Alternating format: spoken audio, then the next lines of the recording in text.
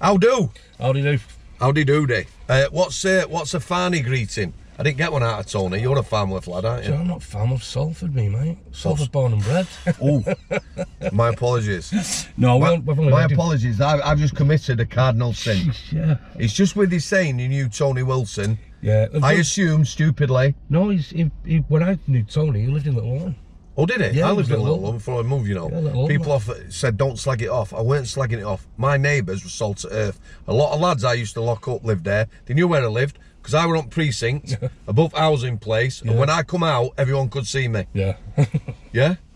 Yeah. But I'm never fearful. Never. Right. So Keith, 20 questions. Let me tell you right now. You just told me a little story. We'll keep it polite and civil now. I'll take it from your angle, how you've been. We were talking about a prison officer, scumbag from back in the day, and he was there when I was there, and he was horrible. Horrible. Horrible with staff.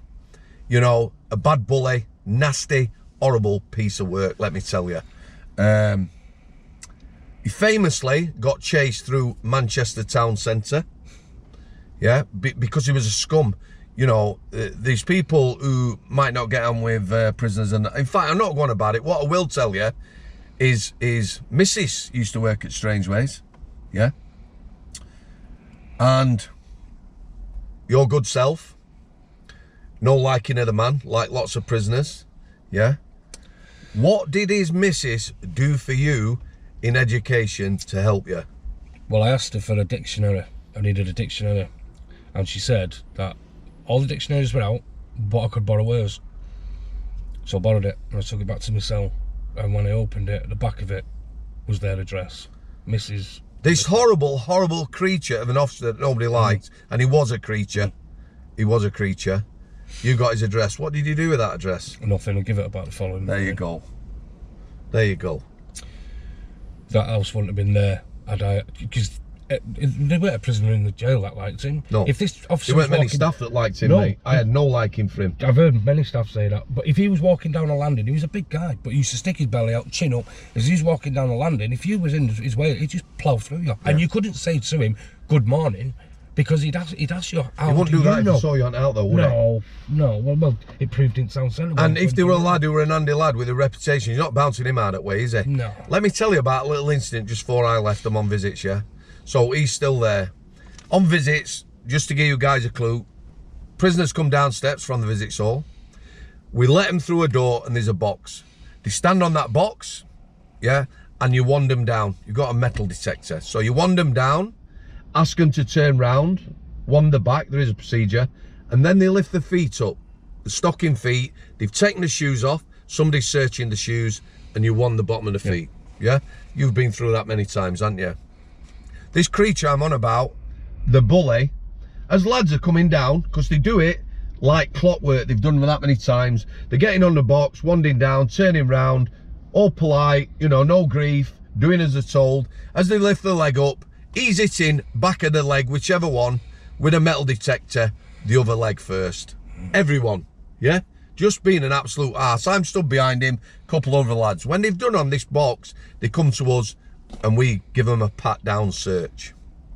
Lad come through, big black lad, I knew him, very polite, very respectful, always got on with staff, loved his gym, you know, model prisoner. Stood on the box, wandered him down, turned round. He then turned round to the officer and said, if you do to me what you've been doing to them lads, I'm going to punch you straight through that wall. Guess what? He didn't do it. No, he didn't do it, and he stopped doing it after that. He went white, yeah? Me and the two guys next to me had a little giggle, yeah? That's a bully, that is a creature. But you know what? Good on you for not giving his address out. Yeah. That says a lot about you, that. I'm not going to big you up anymore in these 20 questions. Right. They're very random, these, yeah? What's your favourite flavour of ice cream? Gotta be banana. Fantastic answer. There we go, we're into it now. Have you ever lived in London? No. Would you want to? No, I'd like to visit. And me and you going to try and sort a visit to London for this IPP March this month. Definitely, yeah. Yes, we are. Ever lived in Blackpool? No, but that's my and my partner's. That's possibly what we're going to be doing in the future. We've discussed it. Have you? Yeah. Why would you choose Blackpool? Do you know what? I think Blackpool just reminds me of childhood. It does. But why not anywhere else? Why Blackpool in particular? Well, we didn't go on many holidays when we were younger. So I think Blackpool was like the most popular place we went to. If you were in Manchester, would that your place? Like us in Sheffield, yeah, we'd be going to Skegness or something like that. That was our sort of... Yeah, Blackpool was ours, yeah. Okay, that's good enough. Spiritual or religious? Spiritual. What's that mean to you? I believe there's something there, definitely. I think I have evidence of things being there, good things. Do you believe in karma? Yeah, I do, yeah, definitely. Okay. If you could turn the clock back to one place in time, without thinking too hard, because there might be several, where would you go? I know what you're probably going to say, sadly. Yeah, it would be. When you were 15. 15, yeah. We're going to talk about that in the life story, guys. Are you a smoker? Yeah. Have you ever smoked spice? No. Why not? Why? You've been in prison, haven't you? And it's full of it. Scares me to death. I did smoke spice, but without knowing I was smoking spice. Somebody banged on my wall and asked me, "Do you want a spliff?" And I said, "Yeah," and it was ready rolled. He passed it through the pipes to me, and the World Cup was on. And I sat there and I smoked some one sheet to myself and put it out. And next thing, my heart was pounding out my chest. I was holding onto the bed. The room was spinning. All I could think about was the cell bell, but couldn't get off the bed. Then I remembered a conversation that I'd heard earlier in the day where somebody was talking about spice and said it only lasts for 25 minutes. So I just thought, hold on for 25 minutes. Following morning, I went in that lad's cell and, well, I had words, but he actually believed I knew it was spice that was coming through. So yeah, it frightens me to death. I've seen people die. I've seen nurses pounding on people's chests, bringing them back to life. I've seen one nurse in Oak Course working on a lad for 20 minutes, and then she couldn't, and she just put her back to the wall, crouched down in a squatting position, and just burst into tears. Shocking. I've seen lads get brought back to life, go to hospital, come back and score spice again. Yeah. I'll remind everyone now that, you know, deaths in custody are horrendous, truly tragic for families. However, you know, no one talks about the people, the lives they save, and things like that. Yeah. I'm going to ask you that question now. No, I'm not. I'm going to ask it before we start a life story. Yeah? Any memorable prison staff? Yeah, there's a few actually. There's there's a couple. There's a couple that took me to my granddad's funeral and they came in on the day off, mate. I was a YO. They had no staff. Young offender. They come in on the day off and took me to my granddad's funeral. Did they take you because they knew you? They took me because I was one of the cleaners and they knew me basically. But in adult prison, yourself, there's not many people that have the right approach, or prison officers, I don't believe, that have had the right approach with me.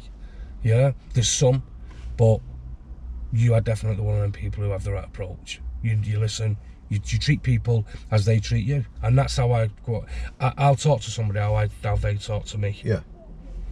The thing is that we're not good listeners, are we? Yeah. We don't listen to people.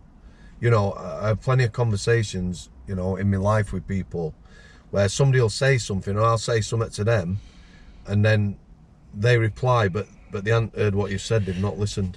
I'm going to mention one more officer, and I'm not going to say why, but Mr. Fairhurst from Strangeways, he helped me a lot. I'm not going to say why, but he helped me tenfold, mate, and, you know, if he watches this, thank you, mate.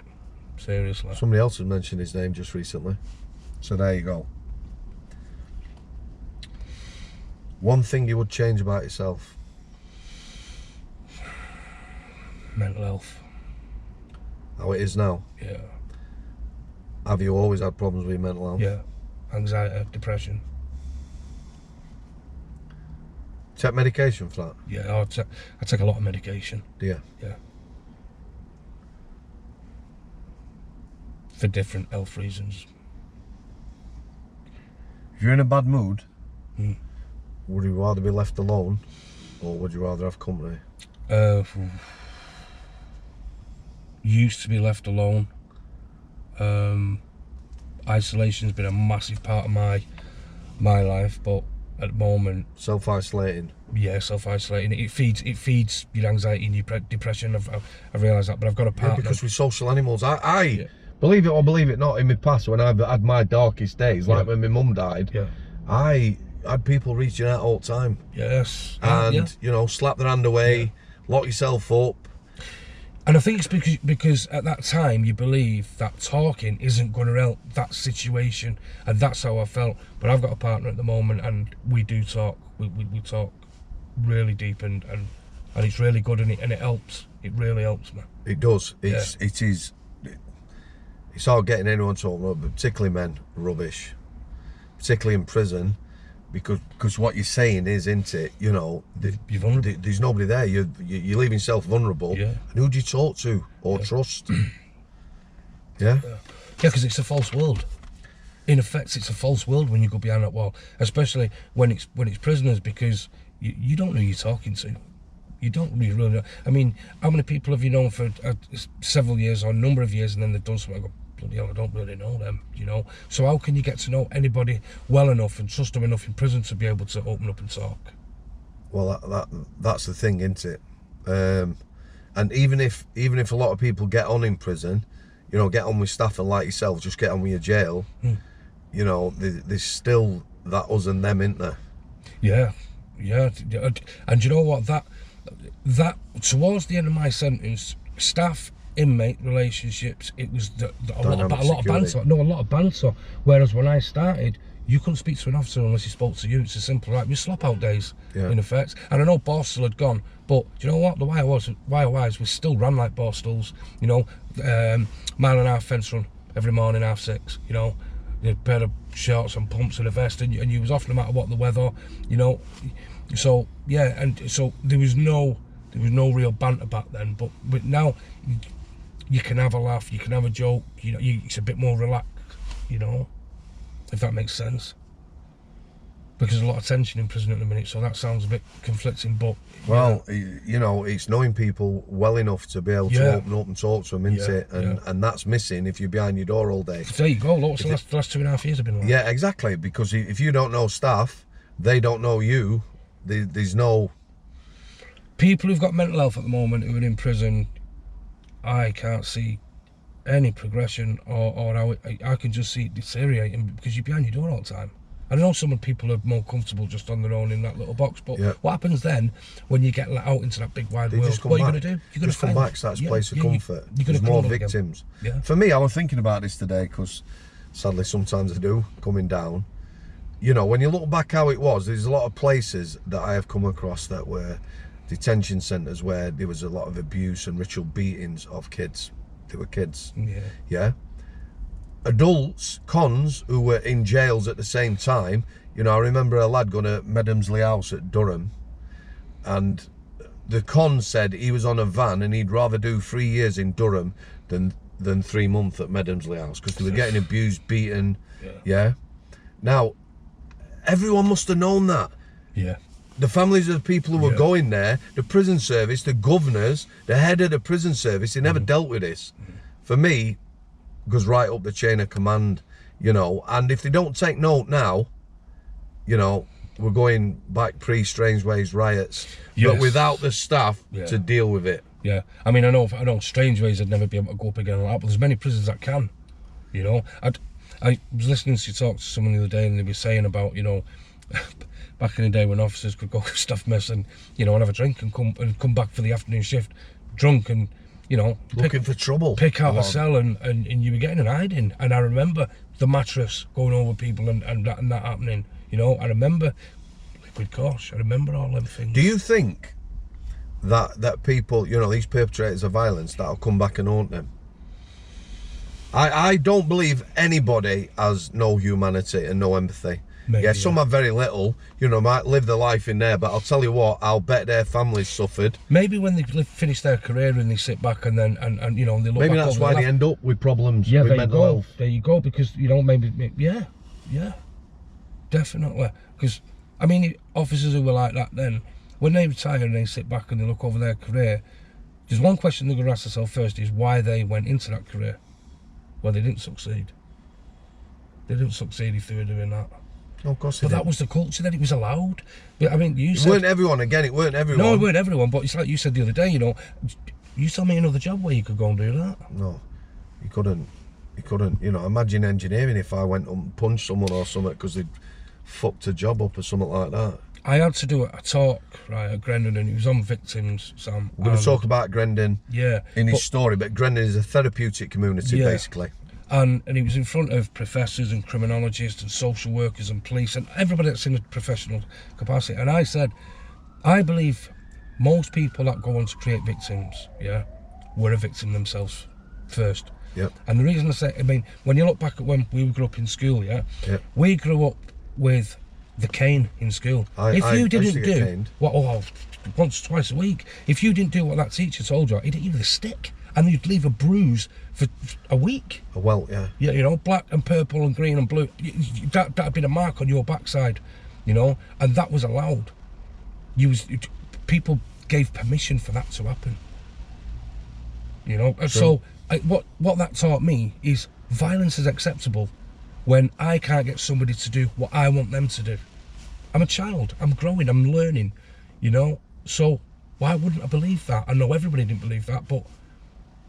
Not everybody grows the same. No, again, get back in schools, tell them everything, teach them everything. Yeah. Social media, you know, not everyone out there is a nice person. There should be no secrets as a child. No adult should be telling any child to keep a secret.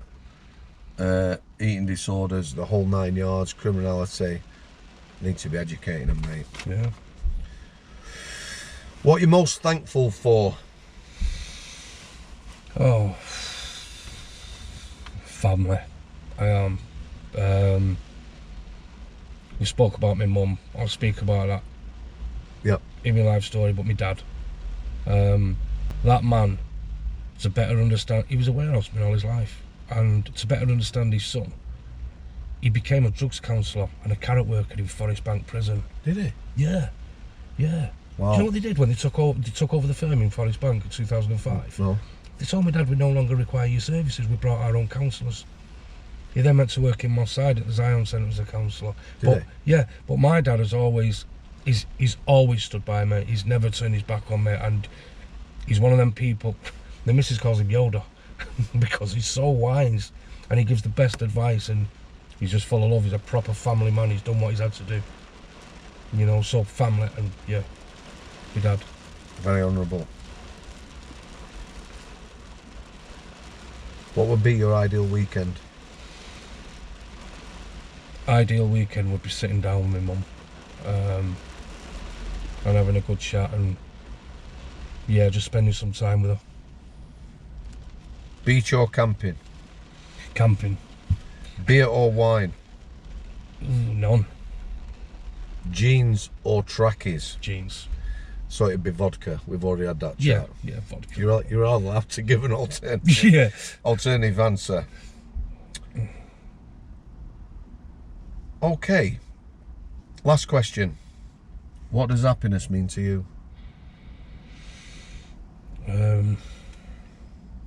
I think it's a mutual respect. I've got more happiness now than I've ever had, Sam. I know I still suffer with mental health and that, mate, but and anxiety. I spoke to you about Joanne, my missus, before, and do you know what? Yeah. Couldn't ask for a better missus. We have some good times. You know, we go out for meals. You know, we go and stay in hotels. You know, we have some really good talks. We have DVD nights, and I couldn't be happier, mate. I really couldn't. That's a good thing, mate. Keith, full life story coming. Cheers, buddy. Mate. Thanks for your honesty. What's a Salford, like I'll sit in then? If you're American, by the way, that means I will see you. Yes. You know, it is a... See you. Is that what you say? Yeah, see you. See you later. All right. See you later.